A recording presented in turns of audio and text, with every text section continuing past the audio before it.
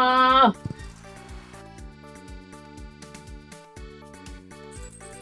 ！Hello，大家好，我是小米，又来到新一期的星露谷语，感谢大家对上一期视频的投币、点赞、3连、收藏、转发的支持啊！你们的热门支持是我持续爆肝的动力啊！我们这一期继续来爆肝，也希望这一期呢大家能够继续一如既往的支持小米啊，让我们的星露谷的热度继续燃起来啊！上一期我们是完结了春季的全部内容，进入了夏季啊。如果说春季是打下良好基础的开始啊，夏季就是开始腾飞的时候啊。我们要利用夏季发力，开始让这个钱滚起来了，所以夏季也是非常干的一个时间点啊。先看一下天气啊，明天就是雷雨啊，那我们得为雷雨做一些准备。运势倒是不是很重要了啊，我们先出来啊，把这几条鱼熏了。我们一会儿要拿这些鱼呢，直接去老皮那儿卖钱，然后去搞一些事情啊，去做一些东西。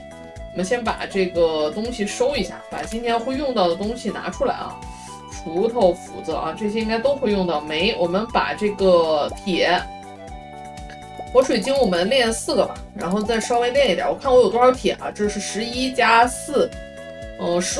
4，15，这是一个是3， 12啊，然后我们也凑个15吧，这样我们来先把这个避雷针给它补上啊。之前我在矿洞里的时候，就有很多小伙伴问为什么不把这个那个叫做什么蝙蝠翅膀丢掉啊，就是为了下出的时候做避雷针用的啊。避雷针这个东西呢，由于雷雨的这个特殊性啊，如果数量不足的话，会导致你的电池的数量不足啊，所以还是非常的重要的。而且这个东西基本上是没有平替或者是替代品的啊，就是能多准备啊，就能准备的越多越好，越多越好。所以我们啊，这个蝙蝠翅膀一般来说是不舍得扔的，而且后边还能做这个怪物香水啊。有了怪物香水之后，自然这个蝙蝠翅膀好刷。但是万一咱们这个特别订单看板任务上刷不出来这个任务啊，那你一直没有，你这个蝙蝠翅膀是非常的缺的啊。这个东西还是尽可能的先留好是比较好的。由于我们之前用了防风草垫地啊，导致我们现在不需要再锄地了，只需要用镰刀轻轻的刮一下就可以继续的种植了。然后有小伙伴提醒我了，说是这个肥料过季会消失，是因为我们种下的这个作物过季会枯萎。如果你种的这个作物呢，比如说是像上古啊，或者是咖啡这种啊，春夏2季的作物，这个肥料是不会消失的。但是这个小功能吧，基本上只在这个上古上有点用啊，其他的作物上我们一般也用不上这个小技巧，因为其他的作物基本上是长不到过季的啊。我们的这个生长激素呢，它只能把这个作物从种子阶段长到它成熟的这个阶段加速，至于它结果的这个阶段是不能加速的啊，是该是几天就还是几天，就认为这个激素其实已经无效了。所以这个你对于上古种子这种啊，这个28天成熟之后每7天结一次果的这种呢，它只加速前28天，后边那7天是固定的，是没办法更改的啊。同理啊，我们的这个肥料啊，我们的星露谷当中一共有2种这个大类的肥料吧，一个叫做这种肥料，一个叫做激素啊。肥料是提高作物的品质的，激素是提高作物的生长速度的。同理啊，我们的这个肥料类的提升品质这一类的，它们也只对第一个果实有效啊，它是对后边的这些反复生长的这个果实是没有效果的啊。所以呢，这个金星肥呢，也只对它第一次收获的那一下有效。这个是需要稍微的注意一下的啊。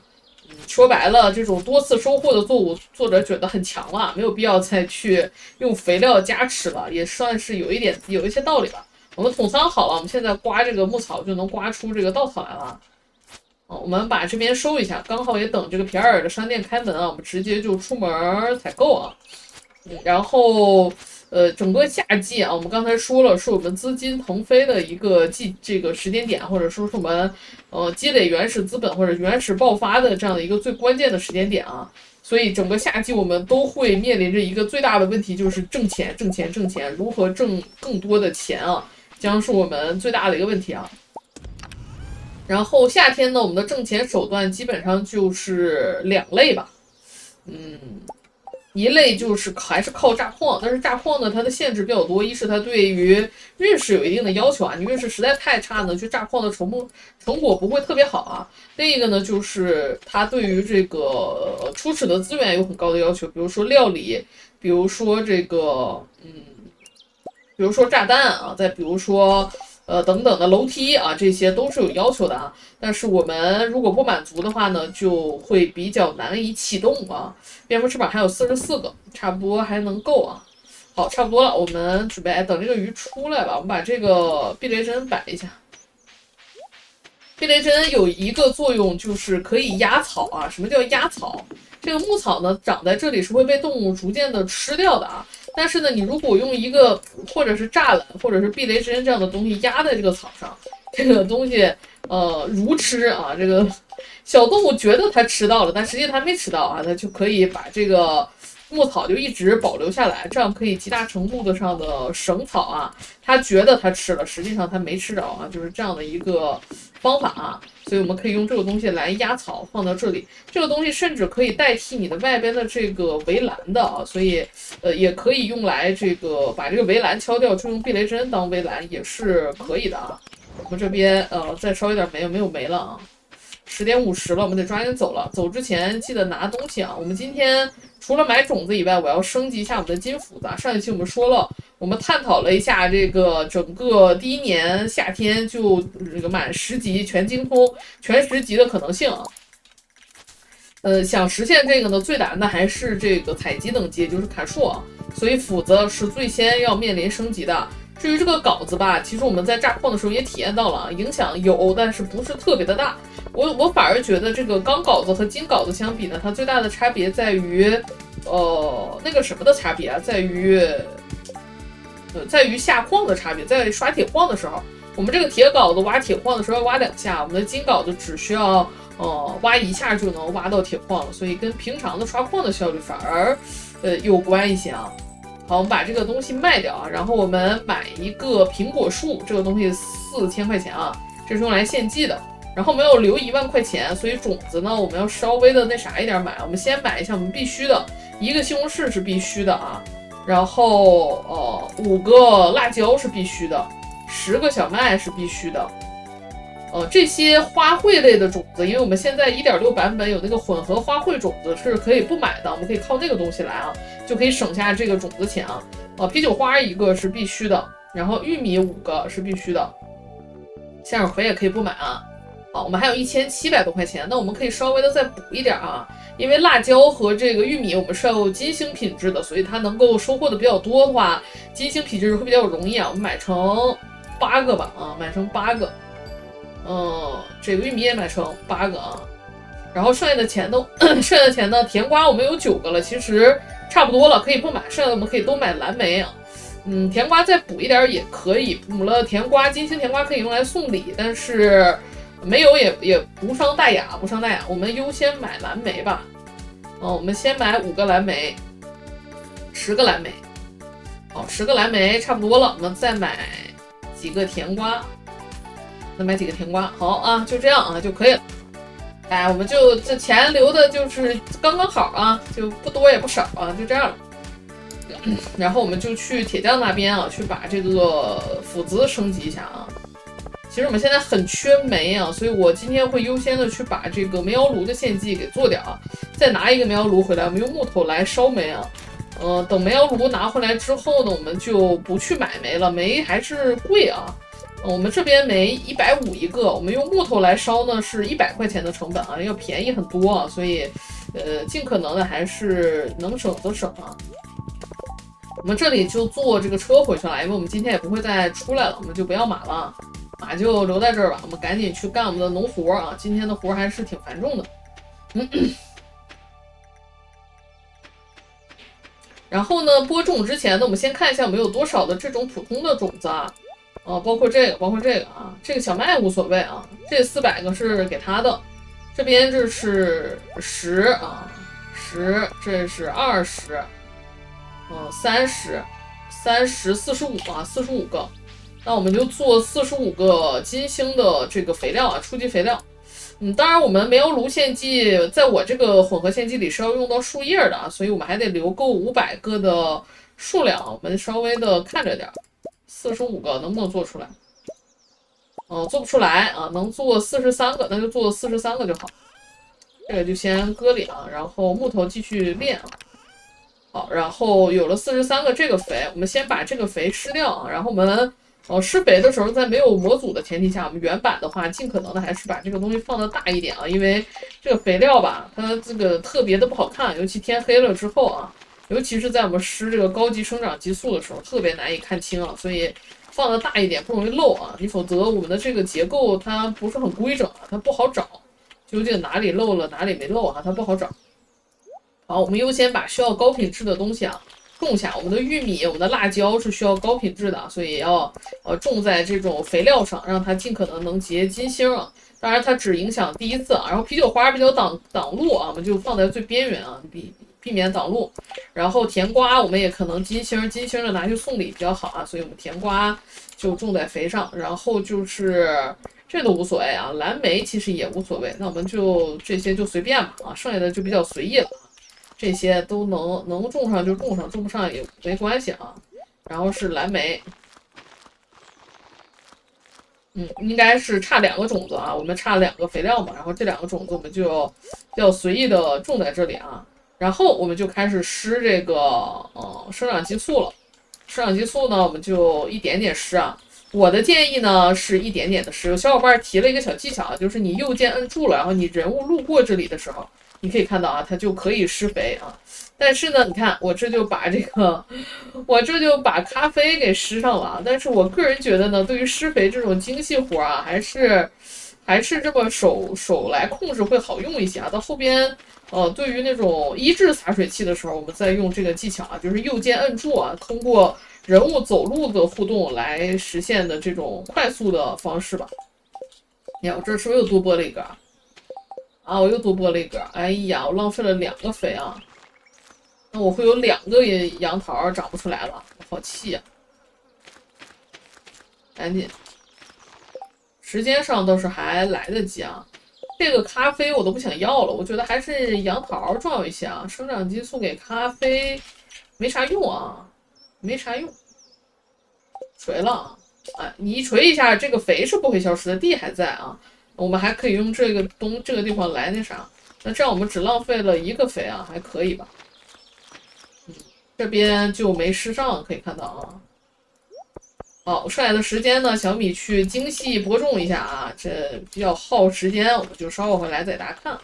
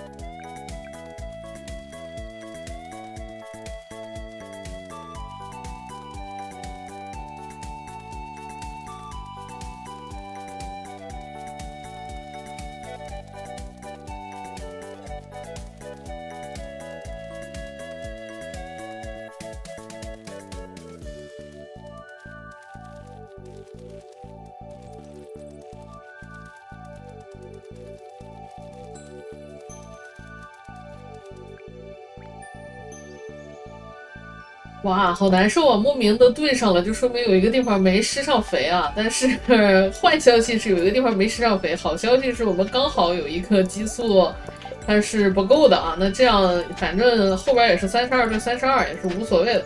但是这32个种子我们今天必须要浇水啊。那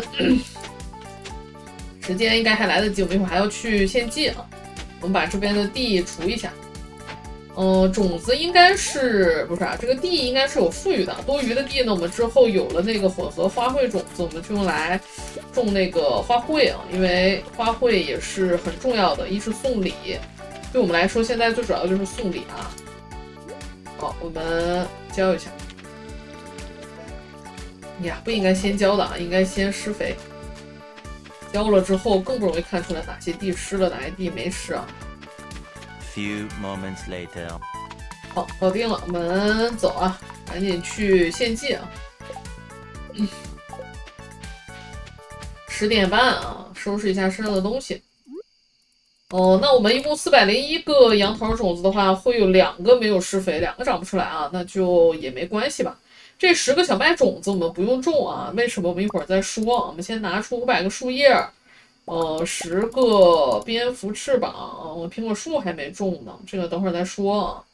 10个蝙蝠翅膀，然后这边应该没有了，然后这边1个仙人掌果子，1个奖券雪山药，然后水晶果和冬根，这都是要献祭的。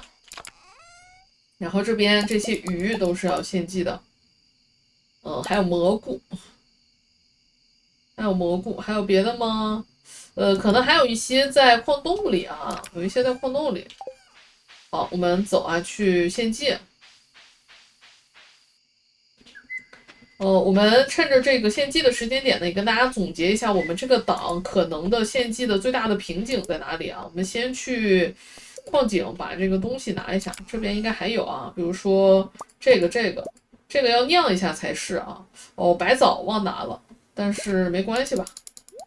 甘草我们可以给它献了，还有5个白枣没拿，然后拿去巴士站去把不对啊，去城镇把马骑上。走，我们去献祭啊，时间应该是够的啊。我们本来卡着最大的一个问题在于那个冬季的那个海螺、鹦鹉螺啊，之前我们在猪车上刷了2次，刷到了。但现在卡我们最关键的呢，其实是另一个冬季的东西啊，我们去看了，给大家说。这边先来布告栏，我们一个一个给大家看啊。这里，一个是苹果树苗，我们今天种下，它的成熟周期为28天，秋天结果啊，意味着秋3的时候最晚这3个苹果就好了。结果一天是结1个啊，所以秋3啊应该就可以好啊。然后染料包，这个杨桃也好，这些也好，这个都是夏季的啊，我们都可以啊。我们这个是苋菜好像是秋季的。但是生长周期应该不长啊，这个应该也很快就能做到。然后是热心居民包的这个迷之盒，迷之盒是夏天固定的一个事件，但是发生的时间跟绿雨一样是不固定的，晚上的时候会触发啊。这个事件发生之后，我们就能找到这个迷之盒，这个东西不急，很快就能做到啊。紫蘑菇也很容易。然后就是南瓜灯应该是要秋1日的时候才能拿到啊。去别人家去敲的话，如果顺利的话，应该是秋1日。所以呢，我们这里最难的应该是这个苹果苋菜啊，也就是说秋天肯定是难完成的。然后来看鱼包，呢，虎纹鳟鱼是秋天的鱼啊。然后这3个都是夏天的鱼，我们夏天就能献完。湖鱼、鲟鱼也是夏天的鱼，也可以献啊。然后大眼鱼也是秋天的鱼，这个也得等到秋天啊。然后夜间垂钓包，我们很幸运拿到了它。然后就是又是一条大眼鱼啊，所以秋天我们也可以把夜间垂钓包给它解完啊。只要把秋天的这2个鱼钓了，我没记错，好像有一个大眼还是虎纹鳟是要下雨的，到时候我们再看啊。然后渔夫包，这个墨鱼汁啊，我们可以打怪得啊。这个鱼籽我们湖边的那个箱子里应该是够的啊。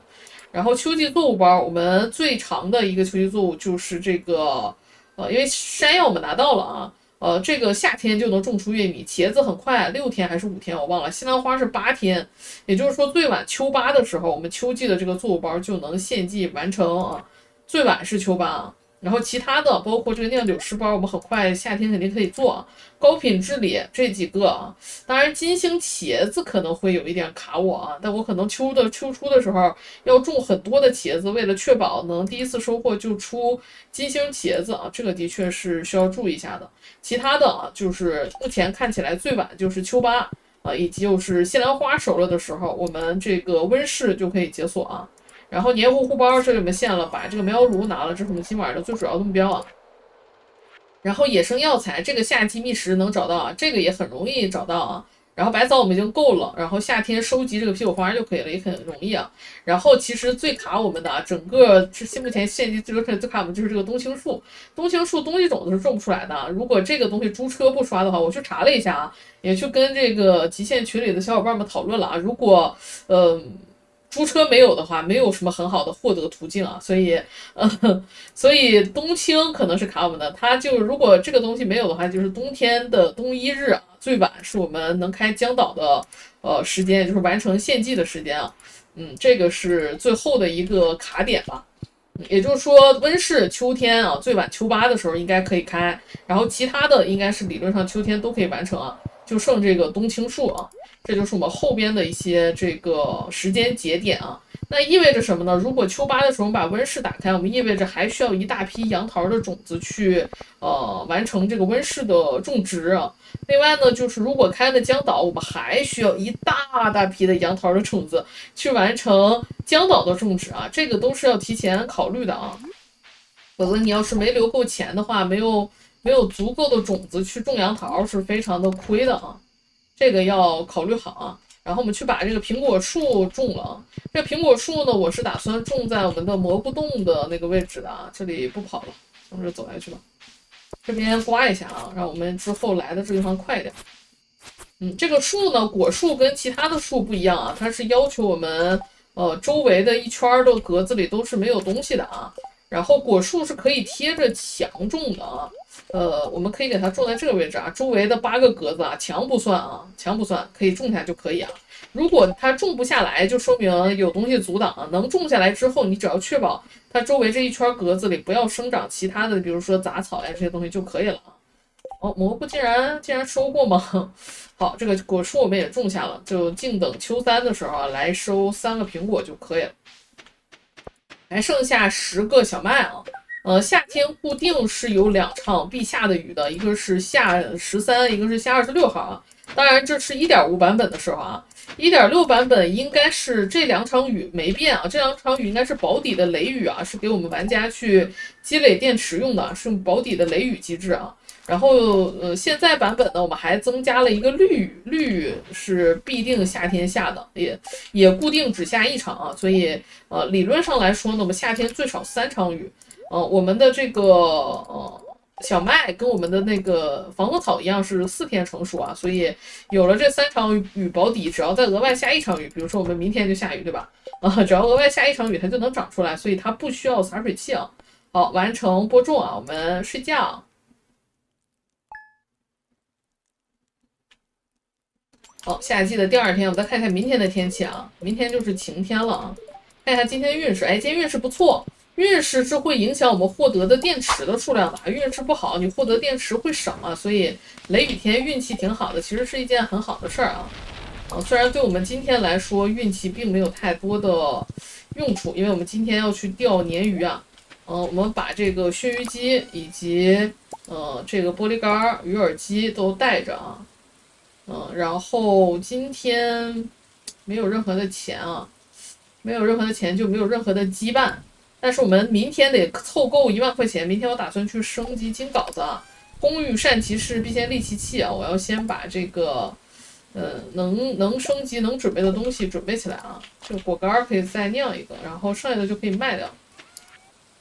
这不带星级的啊，直接就出货卖掉。好，他俩好了，我们把他俩带走啊。今天要出去烧煤啊，否则我们都没有足够的煤炭可以去熏鱼啊。我记得我有鲶鱼鱼饵的，鲶鱼饵在哪儿？应该是在河边吧？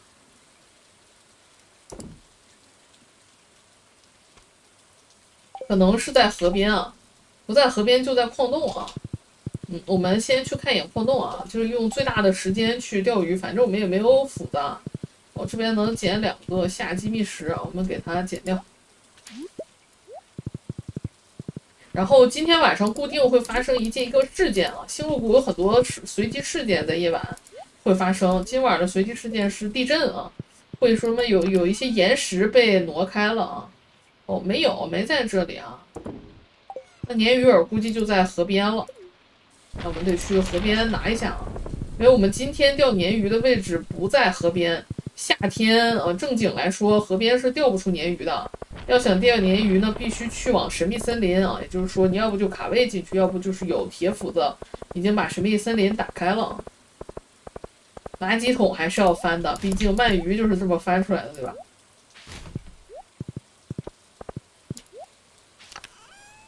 这里有5个鲶鱼饵，还可以啊。这个箱子我有点想带走了，我们哪怕放到神秘森林里都是比放这儿强的，因为夏天基本不在这个位置钓鱼了。那我们就前往神秘森林去钓鱼啊。今天的目标呢，保底挣个2万块吧，应该不难啊。其实一直钓鲶鱼应该是可以实现的，但是我为了不让我的视频显得太无聊，所以今天我除了钓鲶鱼以外，我会在这个大概5、6点钟的时候吧，从这个神秘森林离开啊。我会去挑战一下这个夏季渔王。夏季渔王虽然没有说是春季渔王那么难钓，但它依然要比鲶鱼难一些啊，所以还是有挑战度的啊。我们用这个玻璃竿，没有额外的渔具的条件下，还是有挑战度的。我们把这个东西往这边搁一下，煤窑炉啊、熏鱼机以及我们的鱼饵制造机啊，然后把我们的鱼饵放进去。然后就可以准备开钓了啊！这边还可以放个箱子，这里都不用担心啊，因为这里不会有人来踩的啊，这里是无人地带啊，几乎无人地带啊，不能说完全无人，几乎无人地带。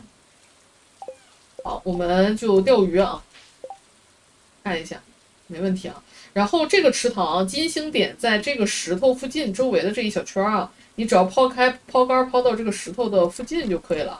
我们把这个再缩放一下。这样鲶鱼会比较好钓一些。好，开始钓鱼。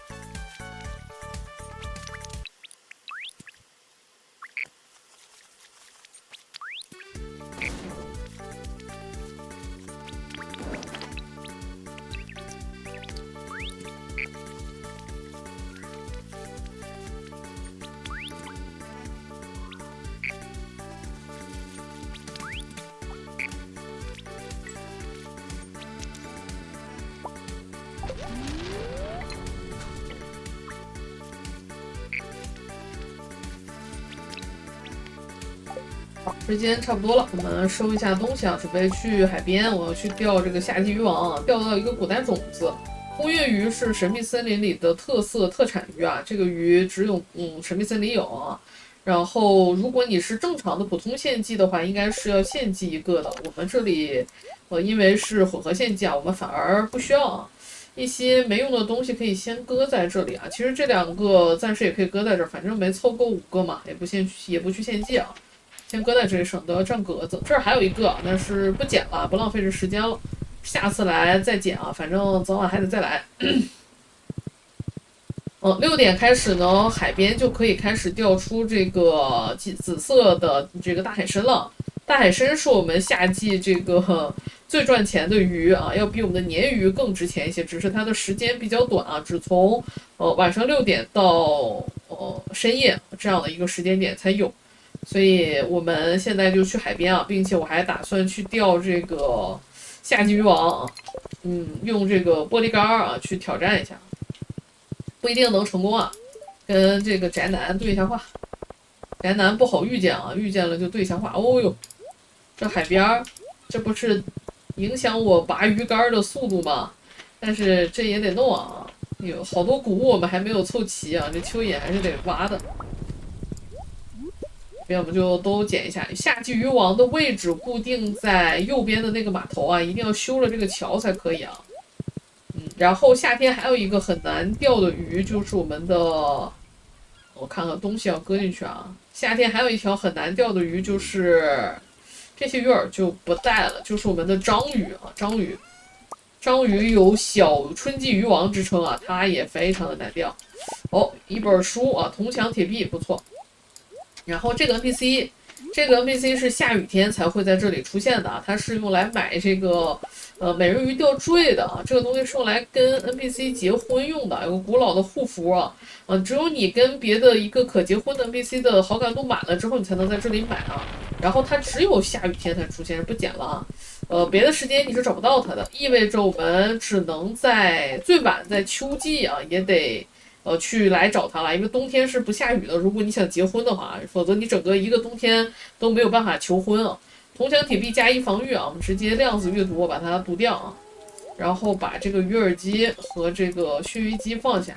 我们有一条1星的这个鲶鱼给它熏掉啊，然后吃点东西，我们开始准备挑战春季渔王啊。如果能钓上来海凝胶的话呢，我会选择直接给它吃掉啊，因为我们春季渔王还是挺难钓的。你只要站在这个码头上，你无论朝哪边抛竿都可以有春季渔王。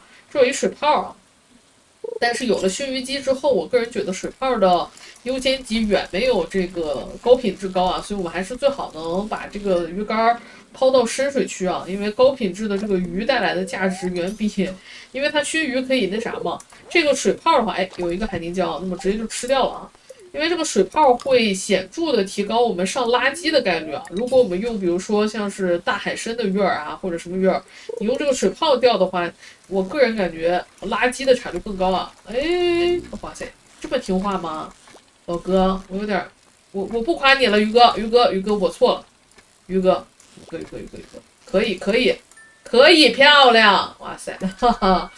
这夏季渔王，没这么好钓，这条是相对比较温顺啊，不是这么简单的，应该是有一点挑战度的。它并不是很值钱，它只有3300多啊，熏完之后6000多块钱，但也算是不错了啊。我们这9条熏鲶鱼才8000多，它一条熏完6000多，其实算是还可以。那既然钓到了，其实我们可以不在这儿钓了，钓到了我们可以去左边钓了。那边毕竟有个箱子，在这边的话，我们走了，不在这儿。我们去钓这个紫色大海参啊！哎呦，这么顺利，完全没想到。我记得我直播的时候还正经跟他缠斗了好一阵子，一定是因为这个海凝胶的欧气加持啊！这可是海凝胶，当年回了7次档才钓出来的海凝胶，记忆犹新啊！我们继续把这个摆上啊，继续炼煤炭。明天我们铁定是要去买煤的，这个直接就给它熏掉了，不用犹豫啊。然后鱼饵机我们也搁下。好，然后我们来开始钓大海参啊。Few moments later.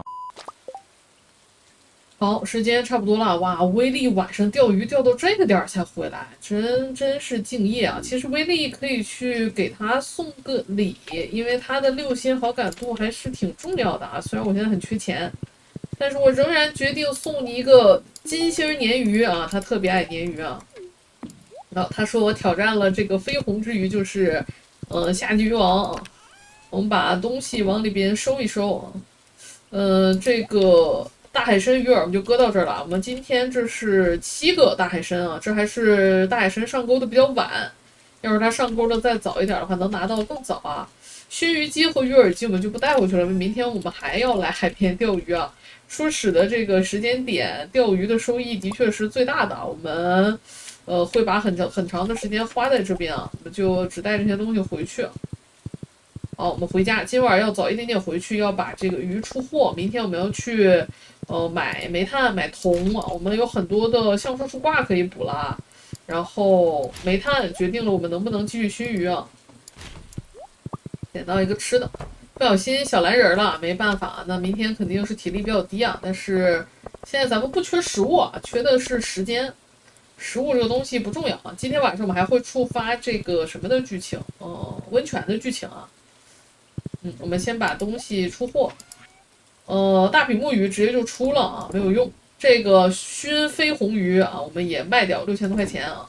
然后大海参一条是1000，熏好的之后是1000多啊。还可以看到比鲶鱼要贵啊。然后烟熏鲤鱼啊，不烟熏鲶鱼啊，这个也都出掉。木月鱼我们不用献祭啊，但是暂时留一下吧。留吗？应该没有用啊，应该没有什么任务需要它，那就卖掉，不要了。好，剩下的就没有了，可以了。我们收一下格子。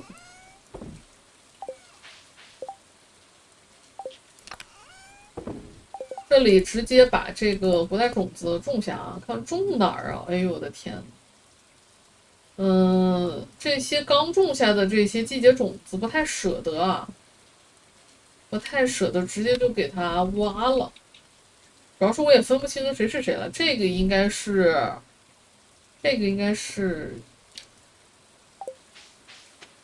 啊，不确定啊，不确定，可能是蓝莓吧。但我知道这个是杨桃啊，但杨桃400块啊，400块，好难受呀。下面还有能用洒水器浇到的地方，要不之后还是种下面，否则我觉得实在是太亏了，还是种下面。这边这些搁进去啊。木头没有了，明天必须去买了。睡觉。摸一下虾米。好的，晚安。然后左下角有一个喇叭啊，这个就提示我们今晚是有事件的啊。夜间发生了一场地震，明天我们去看一下。2万多啊，2万出头。钱是达标了啊。夏季的第3日，我们先看一下运势。骷髅头，明天的天气晴天啊。我们换一套衣服吧，这套村姑衣服播种之后可以先收起来了。换一个啥呢？主要是现在裤子好像有点少，深色荧光衣、农夫裤、奥童吧，啊，这是不是有点这个小唐装的意思啊？哈，有那么一奶奶吧，一奶奶啊。好，刘易斯的短裤啊，刘易斯的短裤现在版本里有一个新的彩蛋啊，等我们去拿的时候再跟大家细说。然后我们收一下电池，昨天运势好，你看这个电池的产量就非常的高啊，多少个？14个，我的天呐，我们一共就16个避雷针啊，产了14个电池，这个概率非常的高了。把蟹笼清空之后，再右键它就可以把这个蟹笼拿起来了。这蟹笼我们要放到海边去啊！别挡我，虾米。一个是为了抓一些龙虾送给艾利欧特作为礼物啊，是他最爱的礼物。二是为了解锁一下，海边的蟹笼的图鉴。上午直接就种下了，浇水。你看我这么摆出撒是可以跑马的啊，这是我为什么这么摆的原因啊。我觉得方便一点吧。当然你直接用优撒也可以啊。这里把这个种子种下，然后我们稍微的清一下格子，直接就去海边，优先去钓真夏季渔王啊！昨天那个夏季渔王太菜了，我们要去，我觉得这个挑战太不极限了，没意思。毫无节目效果啊！我决定要去挑战一下真下级渔王章鱼，收起来啊。这个直接卖了吗？这560，290，哎，也算少，稍微值点钱啊，可以卖啊，可以卖。这个搁进去，这个搁进去。这壶我们也不带啊。香豌豆可以留下来送礼，这个香豌豆献祭，这个搁里。好，差不多啊，走。然后蜗牛是文森特最爱的礼物啊，但是我们有葡萄啊，葡萄也是他最爱的礼物，所以我们就不留了，这直接就弄掉了。好，别忘了拿这个金锭，我们今天还有一个任务是要去升级我们的金斧子。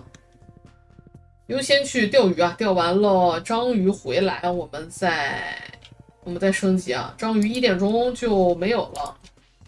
章鱼其实不值钱啊，其实把时间用在钓章鱼上是性价比不高的啊。但我是为了录视频，大家千万别非跟章鱼死磕，完全可以等到换竿了以后再去钓章鱼会更划算一些啊。现在拿玻璃竿挑战章鱼是挺勉强的一件事啊。它只比春季渔网简单一丝丝啊，几乎微不可察的一丝丝啊，所以难度是非常高的啊。但是我们不打极限，所以我们要让难度稍微高一点啊。好，鲶鱼我们继续熏啊。大海参可以留一个，但现在还不着急留啊。这边这一点木头先给它弄了吧。我们就直接用这个鱼饵了，先把蟹笼放下，然后直接给它放上鱼饵。这个普通的鱼饵就搁在这儿了。好，我们开始钓章鱼啊。章鱼来回波动的非常的大。那趁着这个钓鱼呢，小米给大家说一下有关这个鱼塘的收益的这个问题啊。小米在这里给大家做了一个总结图，主要总结的就是一些比较特殊的啊，在鱼塘有特殊产出的几种鱼啊。其中比较值得注意的一个是这个鲟鱼啊，我们如果走献祭的话，电影院的献祭是要有一个鲟鱼的鱼子酱的啊。这个东西只有在以前的版本必须这个在鱼塘里养一条鲟鱼才能出，现在版本因为有了那本可以产鱼子的书了，我们钓鲟鱼是有可能拿到鲟鱼子的，就可以把鲟鱼的这个鱼塘给它省下来啊。然后呢，另外就是几种可以产凝胶的鱼。沿江鳗鲡产洞穴银胶啊，然后我们的海边的比目鱼产海凝胶，然后江岛或者是秋冬才能钓到的那个午夜鲤鱼产这个河凝胶啊。如果你想要去量产这个熏鱼机的话，这几个鱼你可以关注一下啊。最后就是几条江岛的鱼，它的产出是比较高的啊，一个是这个黄鲷鱼，一个是我们的蓝铁饼鱼哦，不错啊，不错，可以啊。哎呀，忘了熏鱼了，光顾着说话了。所以你要合理去安排你的这个鱼塘，因为鱼塘的占地面积很大啊。我呢应该会把这几个江岛的鱼啊养一下，然后其他的鱼呢就可养可不养吧。哎，这个不错啊，这个是要献祭的，金枪鱼需要2条献祭啊。我们还有一条这个红鳃鱼啊，就是那个特别小的雨天才有的那个鱼，昨天没钓到啊。7点之后那个鱼就没有了。昨天回来钓的时候没有上钩啊，没钓到，没钓到就没办法啊。哎呦，这章鱼的上钩率这么低呀！啊，又忘了熏鱼了啊！章鱼，我真是，别！那疯狂被甩脸啊！不行，我得集中注意力啊。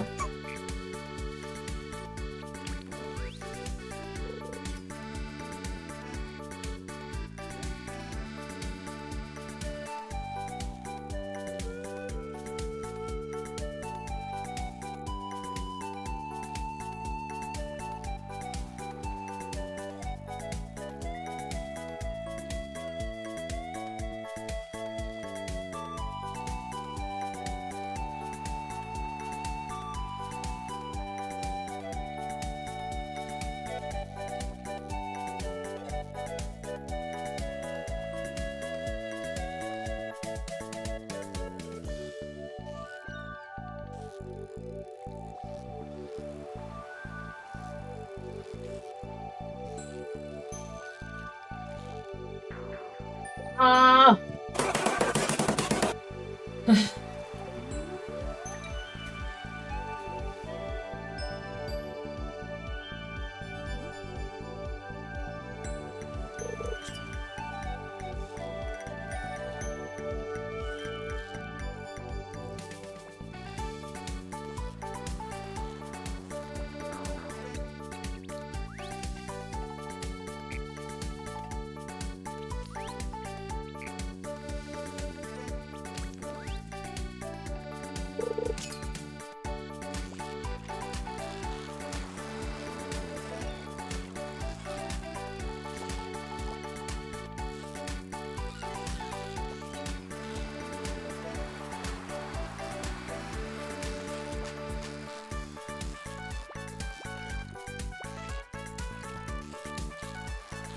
哦，终于掉出来了！我的天，中间有一次 battle 差一点就成功了，这回我们的真夏季鱼王就算掉上来了，也算弥补了今天的遗憾。2个用来献祭的金枪，一个罗非我们也拿到了啊。河豚还没到点儿，12点才有。我们先去找一下2个商人，把我们该办的事儿办完啊。哇，这个章鱼真的是，有的时候这个章鱼它走得太快啊，你根本就没有办法啊，连反抗的余地都没有。还行还行啊，还算是钓上来了，但是它不值钱啊，这鱼没啥大用啊。这章鱼有可能有任务可以留一下，它反正也不值钱啊。金斧头，然后我们直接升级工具，金十字镐1万块，然后在他这儿买100个铜。剩下的钱我们都去买木头啊，能买330根木头。这边就直接去罗宾家了。这木头不买的话呢，我们的钱不够啊。这边没什么值得带，可以把这条鱼吃了。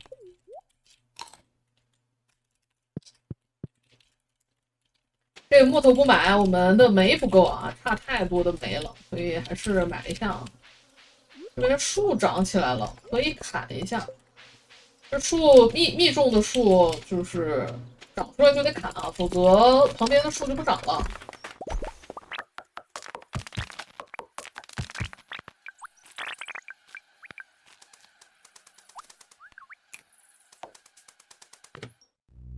好，来到罗宾家，我们买一下木头，全买木头，all in 木头啊，能买多少算多少。450多根，45个煤啊，也没多少其实。我们光熏鱼可能就得熏掉20-30个啊，所以其实没多少。这有一个香豌豆啊，不是，这有一个那个叫什么？香味浆果。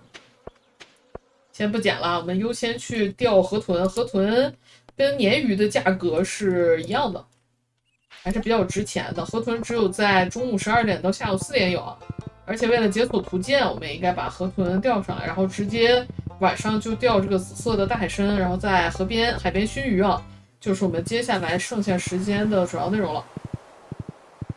实在是下出我们还是差很多钱啊，所以钓鱼还是不得已不得不钓的。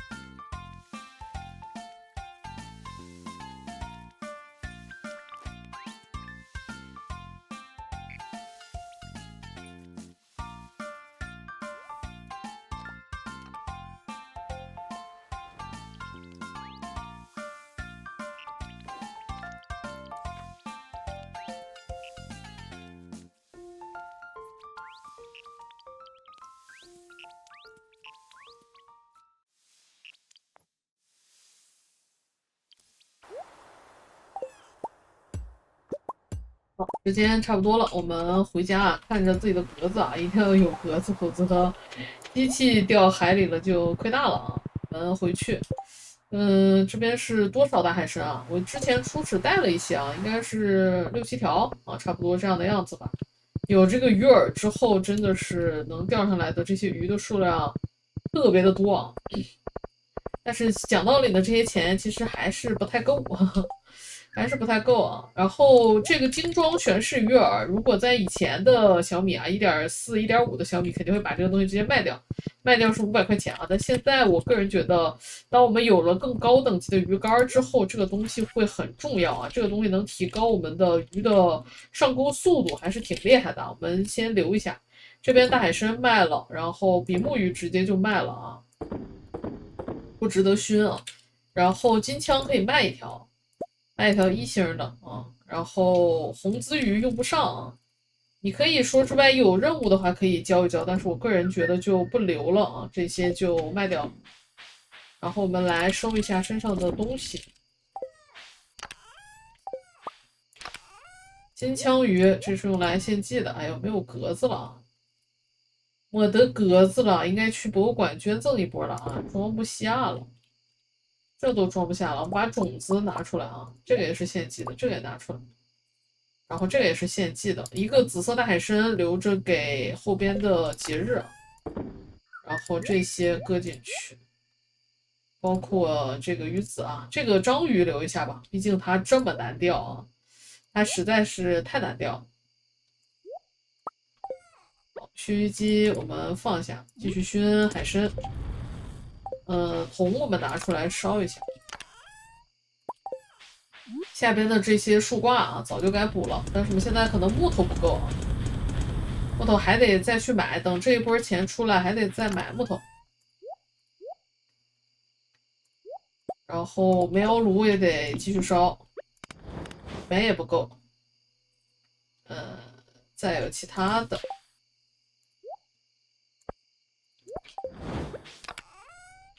其他的就没什么了，可乐喝了，留着也没啥用啊。好的，那本期视频的时间又差不多了。这一期我们是主要其实都是在钓鱼啊，虽然内容跟春季有一些重复，但这是我们打下良好基础的开始啊。把金斧头和金镐子一升，我们后边的效率会有很大的提高啊。感谢大家收看，如果你喜欢这个系列，不忘给小米一个3连。我们下一期节目再见吧，大家拜拜喽，睡觉，晚安。看一下今天的收入。